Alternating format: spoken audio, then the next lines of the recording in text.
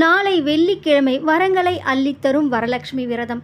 இந்த விரதம் எப்போது நம்ம பூஜை செய்யலாம், அந்த நேரத்தை பார்க்கலாம். 3 நேரங்களில் நீங்கள் பூஜை செய்யலாம். காலையில் சிம்ம லக்னத்தில் 6:20 மணியிலிருந்து 8:19 மணி வரைக்கும். மதியம் விருச்சிக லக்னம் 12:20 மணியிலிருந்து 2:30 மணி வரைக்கும். மாலை கும்ப லக்னம் 6:34 மணியிலிருந்து 8:24 மணி வரைக்கும். இந்த நேரங்களில் உங்களுக்கு எந்த நேரம் வசதியாக இருக்கோ அந்த நேரத்தில் நீங்கள் வரலட்சுமி விரதத்தை மேற்கொள்ளலாம். நம்ம வரலட்சுமி விரதத்தை வீட்டில் உள்ள சுமங்கலி பெண்கள் அனுஷ்டிக்கும் போது சுமங்கலி பாக்கியம், தீர்க்க சுமங்கலி பாக்கியம், குழந்தை பேரு, திருமண தடை இருந்தாலும் விலகும். அனைத்து வரங்களையும் அள்ளி தரக்கூடிய வரலட்சுமி விரதம். நீங்கள் கலசம் வைத்து பூஜை செய்பவராக இருந்தால் கலசம் வைத்து பூஜை செய்யலாம்.